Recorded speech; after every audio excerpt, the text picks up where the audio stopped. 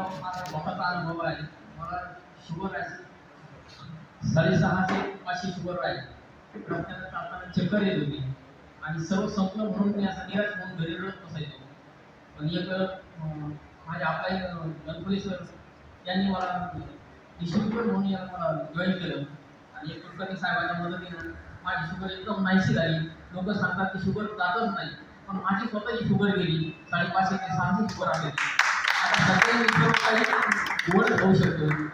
शुगरवाले इतके घाबरतात, पण मी सर्व म्हणजे आता मला 1-1.5 वर्ष झाले माझी शुगर नाहीच झाली.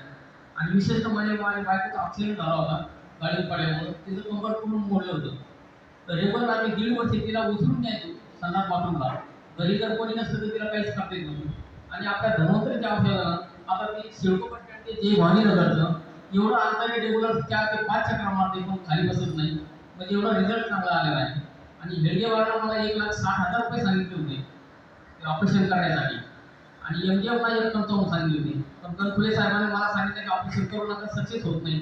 ते ऑपरेशन माझं कॅन्सल झालं आणि आता ते एकदम रिझल्ट चांगला आहे. विशेषतः म्हणजे माझ्या सुनाला डॉक्टरांना सांगितलं होतं की तिला मुलंच होऊ शकत नाही आणि ती 1.5 वर्ष माझ्या मुलाला त्याच्या सासऱ्यानं इतके प्रयत्न केले आणि शेवटी मुंबई डॉक्टरांना सांगितलं की तिला मूल होऊ शकत नाही, तुम्ही दुसरं लग्न करा मुलाचं. तर आपल्या इमोरीचे फक्त ती इमोरीज आणि कोल्ड्रिंक डब्ल्यू त्याचे 3 डबे घेतले.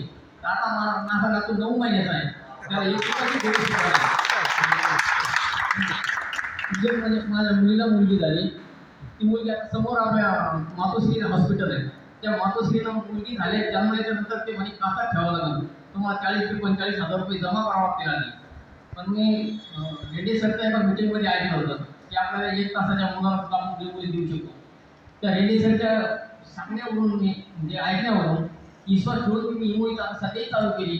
तुम्हाला 42,000 तर वाचलेच वाचले, पण मुलीचा ग्रोथ एवढा चांगला आहे की माझा पूर्ण दवाखान्याचा खर्च बंद झालेला आहे.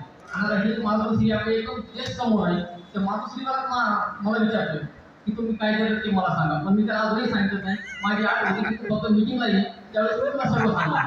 तो काय मीटिंगला आला नाही.